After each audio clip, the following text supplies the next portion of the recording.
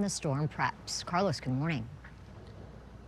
Hi, Jess. Good morning. And consider this the calm before the storm and your last chance to get ready for what's to come. We know what these damages that the potential storm can cause, especially in vulnerable areas like this one here in Malibu. We remember Dukes in Malibu still recovering from a powerful storm earlier this year. The KTLADT still lined up here. And this storm has similar ingredients. As we get into video, officials say this upcoming storm has the potential of producing a significant soaking of rain over the next few days, up to 4 inches if it lives up to its potential, and it could trigger mudslides, rock and debris flows.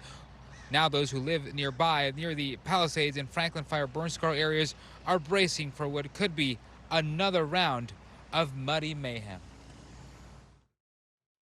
The mud is the biggest problem when it comes closer to the canyon road, and that's when we get like the big boulders falling down, and so you kind of have to weave and wobble from them.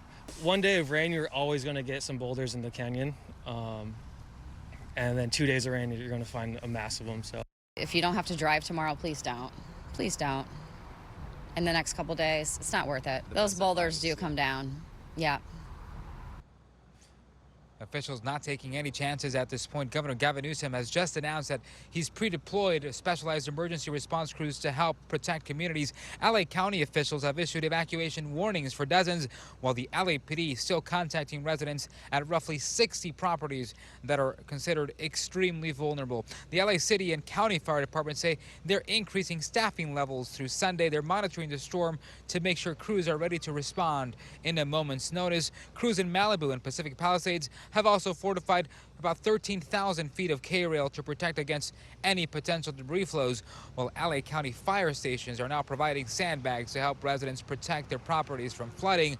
Officials, however, are also warning that impact in the area could include power outages as well as road flooding. They want everyone to take these warnings very seriously. When you have a prolonged period of rain, the soil can only absorb so much. So we get a lot of rock fall, we'll get debris flow, we'll get drains clogged. It is a serious storm. We need to be prepared. We're doing our best. We can hope for the best all we want, but it doesn't cost you anything to be prepared. So be prepared, take it seriously, hope for the best. If it turns out to be a dud, great. If it doesn't, you're prepared. And Caltrans has announced a stretch of Topanga Canyon Boulevard will be closed down between PCH and Grandview Drive beginning at 10 p.m. It'll remain closed until conditions improve, and we know how vulnerable that stretch of road can be and how dangerous it can be for drivers, so just avoid it altogether. Also hunker down if possible as we come back at our live. Eric and Jessica, those evacuation warnings go into effect starting at 6 p.m. today and will remain in effect through Sunday morning. I'll send it back to you. Carlos, thank you. The federal government has reopened after President Trump signed a House-approved funding bill last night. The 43-day-long shutdown, the longest in U.S. history, idled services and led to flight disruptions, all kinds of trouble. KTLA's Trevor Shirley has more on the reopening from Washington. But there could be another shutdown just around the corner.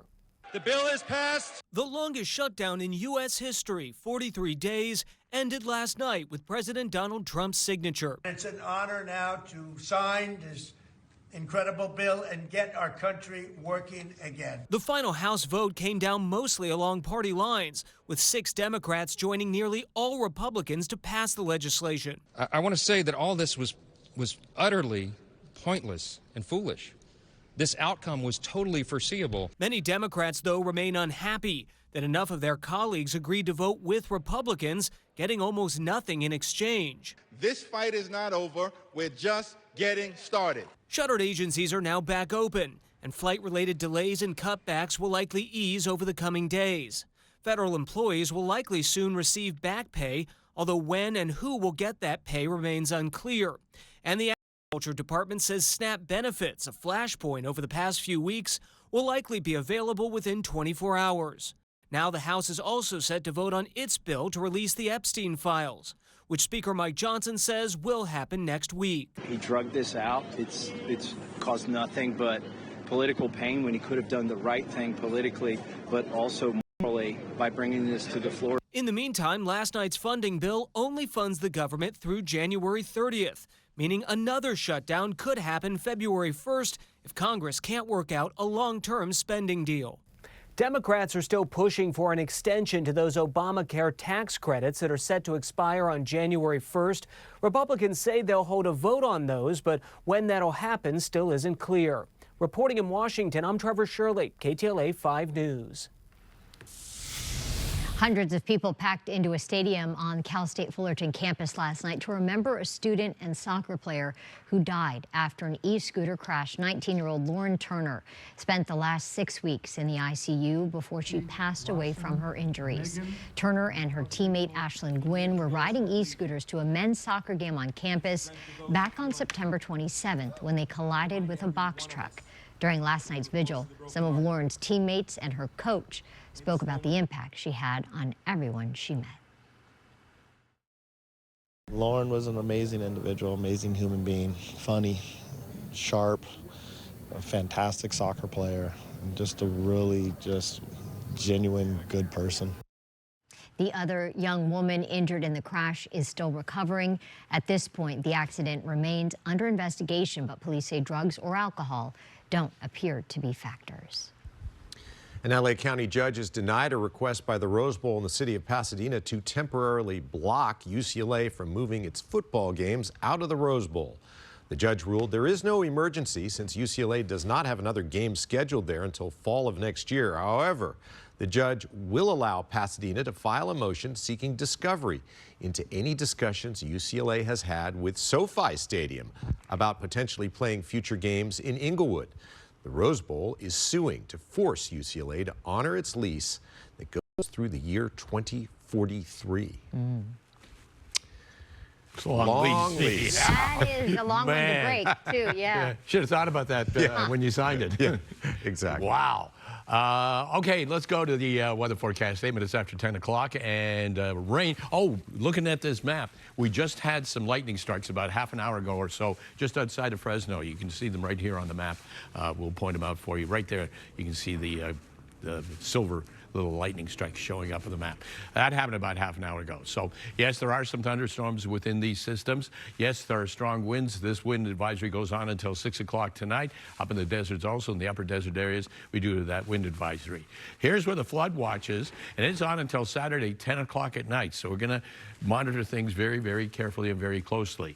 Once again, with the European model, very aggressive. You can see snow coming up. Snow levels in our local mountains drop down to about the 6,000-foot level at its coldest point, starting out at about 7,500-foot level.